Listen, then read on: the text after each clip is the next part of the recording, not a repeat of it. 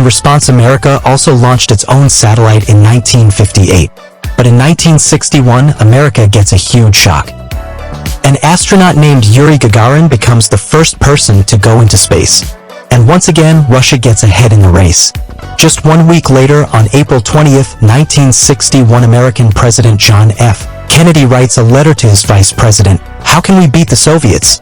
By putting a laboratory in space? Or a trip around the moon? Are we using the full 24 hours of the day for our program? If not, then why not? Are we making a full effort?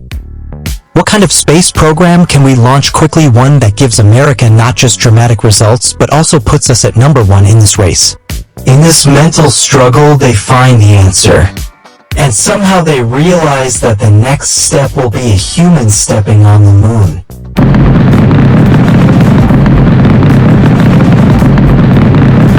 On May 25th, 1961, in a public speech, he makes a promise that before this decade ends, America will become the first country to reach the moon.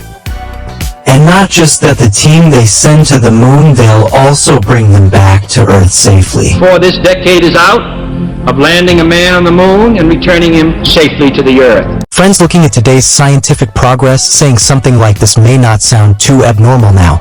But in 1961, when there were no mobile phones, no internet, and not even any GPS system, making such a big claim was truly something that shocked the world. Now NASA's entire team joins together and starts working on this mission. And shortly after that, a phase of testing begins in which many rockets and shuttles are sent into space. But in the beginning, there were no humans inside them. The very first invention needed was to find a heat-resistant material for the command shield, one that could help the rocket break through Earth's boundary. After the command module's heat shield, the service module, which is also part of the rocket, needed its propulsion system to be taken to the next level. Because breaking Earth's gravity wasn't an easy task. So this testing phase continues for the next 4 years, from 1963 to 1967. In all those tests, no humans are involved. In February 1967, they planned their first manned test where astronauts would sit inside the rocket and go into space. And this mission is named Apollo 1.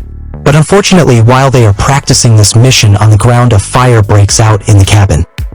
And the 3 astronauts selected for Apollo 1, they die in that accident. But even after that, NASA doesn't give up.